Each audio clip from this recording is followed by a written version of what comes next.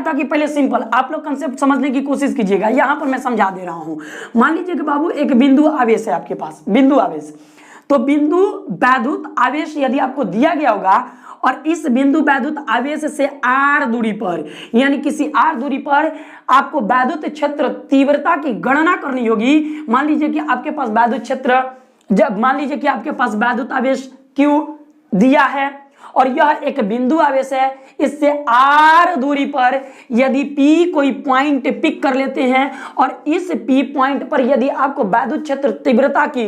गणना करनी है तो वैद्युत क्षेत्र तीव्रता कुछ इस प्रकार से निकलता है KQ और अपॉन के बाबू R स्क्वायर। चूंकि ये स्मॉल q माने हैं तो यहां पर भी बाबू आपको स्मॉल q रिप्रेजेंट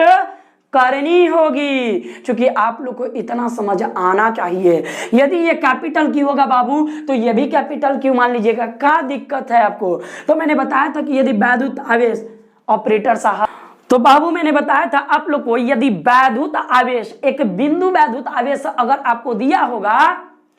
चूंकि उससे r दूरी पर यदि P कोई पॉइंट आप पिक कर लेते हैं, P पॉइंट मान लीजिए कि यहां पर कोई P पॉइंट है और P पॉइंट पिक कर लेते हैं, इस P पॉइंट पर यदि वैद्युत क्षेत्र तीव्रता की यदि आपको गणना करनी हो तो वो मैंने कहीं ना कहीं आपको प्रूफ कराया था KQ अपॉन के R के